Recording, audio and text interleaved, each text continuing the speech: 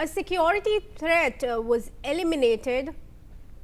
Situation is normal following the Defense Ministry's confirmation that a missile attack was intercepted. Qatari authorities have sent out a message saying the security threat has been eliminated and the situation has been returned to normal. This comes after Qatar issued a fresh public warning early today about a possible Iranian attack as explosions were heard over Doha with air defense systems intercepting incoming projectiles. Shruti, that's the situation in Qatar, but let's talk about how things are unfolding back home in India. LNG, LPG prices have gone up. We are getting reports of how cylinders are being sold in the black market.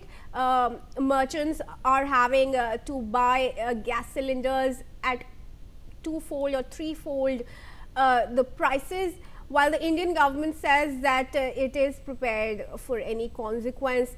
Help us give an overview of where we really stand as far as LPG, LNG gas cylinders go.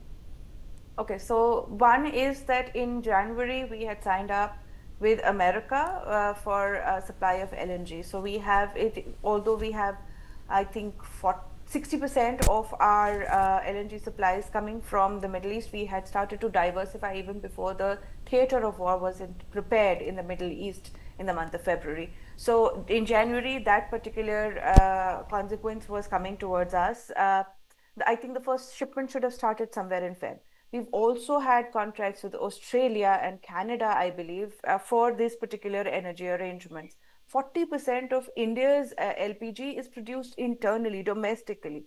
So there is not an immediate cause of concern.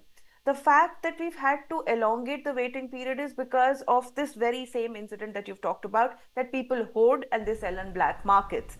And the hoarding and black marketing tends to drive up the prices, drive up the panic and drive up the desperate attempts by regular common man in their attempts to ensure that their families have fuel to cook with. There were absurd opinions on social media, one of which I would really like to bring to your notice.